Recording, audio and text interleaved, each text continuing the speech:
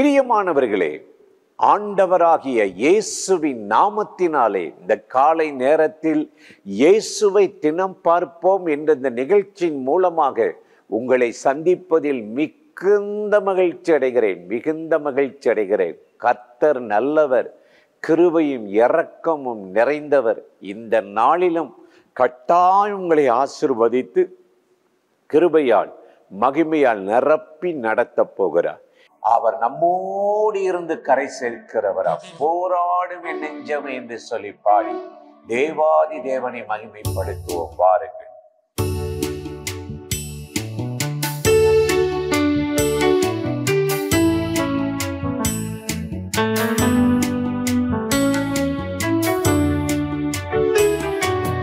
போராடும் என் நெஞ்சமே புகலிடம் மறந்தாயோ, பாராளும் இயேசு உண்டு,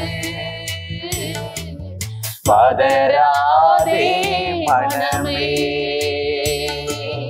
போராடும் என் நெஞ்சமே புகலிடம் மறந்தாயோ, பாராளும் இயேசு உண்டு, பதறாதே மனமே. ஆனந்தம் பேரானந்தம் என் அருள்நாதர் சமூகத்தில்.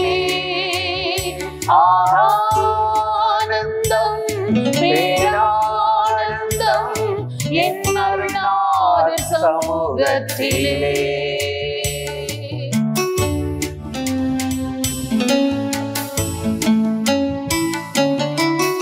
கடந்ததை நினைத்து தினம் கண்ணீர் வடிக்கின்றாயோ, கடந்ததை நினைத்து தினம் கண்ணீர் வடிக்கின்றாயோ, நடந்ததெல்லாம் நன்மைக்கே நன்றி நன்றி சொல்லு. நடந்ததெல்லாம் நன்மைக்கே நன்றி நன்றி சொல்லு. ஆனந்தம் பேரானந்தம் என் அருள்நாதர் சமூகத்திலே. ஆனந்தம் பேரானந்தம் என் அருள்நாதர் சமூகத்திலே.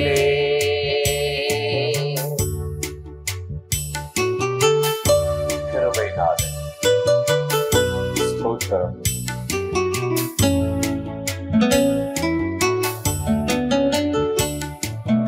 வருங்கால பயங்கள் எல்லாம் வாட்டுதோ அனுதினமும். வருங்கால பயங்கள் எல்லாம் வாட்டுதோ அனுதினமும்.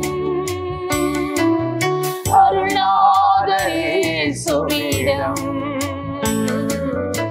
அனைத்தையும் கொடுத்து விடு. அருள்நாதர் இயேசுவிடம் அனைத்தையும் கொடுத்து விடு.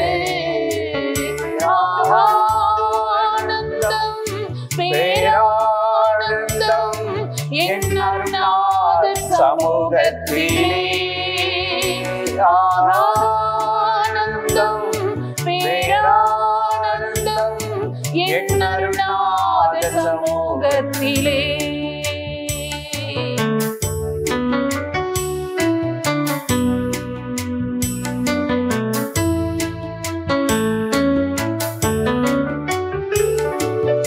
அலைகடல் நடுவினிலே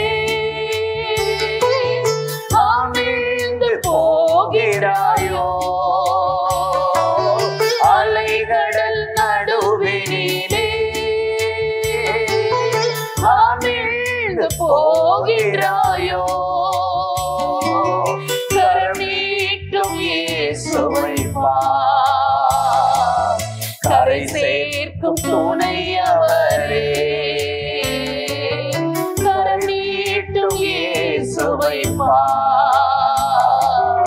கரை சேர்க்கும் துணையவரே.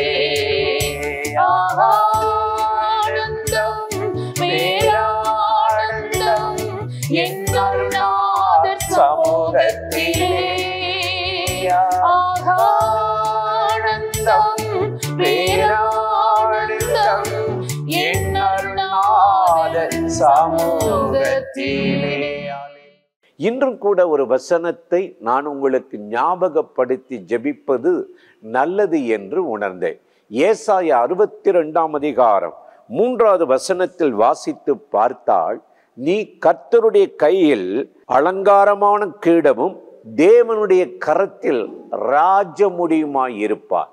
கர்த்தருடைய கரத்தில் அலங்காரமான கிரீடமா. ஒரு மனுஷன் கர்த்தருடைய கையில இருந்தான் வைங்களே, அவனுடைய வாழ்க்கையில ஒரு பெரிய மேன்மை, ஒரு ஆசீர்வாதம், மகிமையை நம்ம பார்க்க முடியும். ஆமா, நம்ம கர்த்தருடைய கையில இருக்கணும். அதற்கு தாங்க ஆண்டவர் நம்மளை ரட்சித்து கிருபையால் நிரப்பி இரத்தம் சிந்தி விலை கொடுத்து வாங்கியிருக்கிறார். ஒரு மனிதன் கர்த்தருடைய பிள்ளையாய் வாழும்போது, இயேசுவை பின்பற்றும் போது, ஒன்று கர்த்தர் ஒரு தூதனை அனுப்பி அவரை பாதுகாக்கிறார். உன் வழிகளில் எல்லாம் உன்னை காக்கும்படி தூதருக்கு கட்டளையிட்டார்.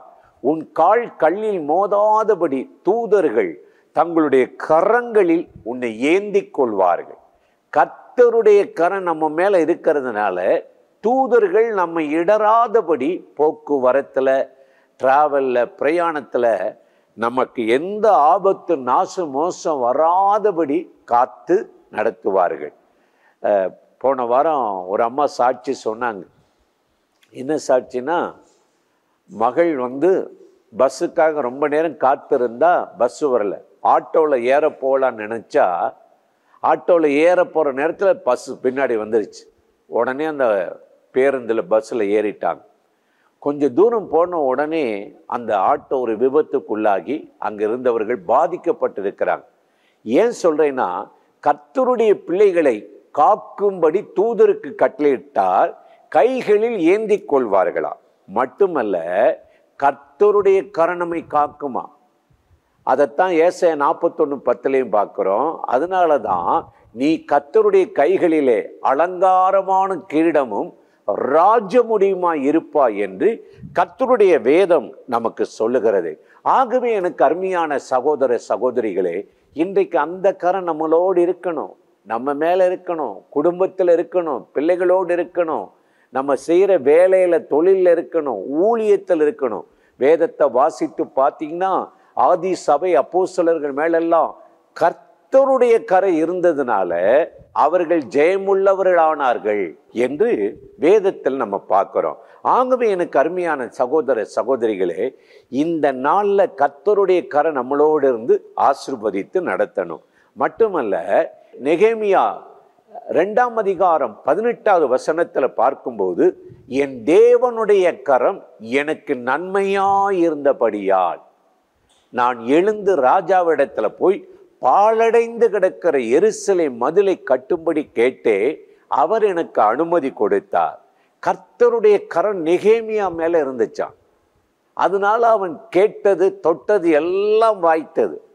இன்னைக்கு கர்த்தருடைய கரம் நம்மளோடு இருந்து நடத்துச்சுன்னு வைங்க, நமக்கு எல்லா காரியமும் கைகூடி வரும். அதனால தான் சங்கீதக்காரன் அடிக்கடி சொல்லுகிறான், தேவனே என் காலங்கள் உம்முடைய கரத்தில் இருப்பதாக என்று அவன் வேண்டிக் கொண்டான்.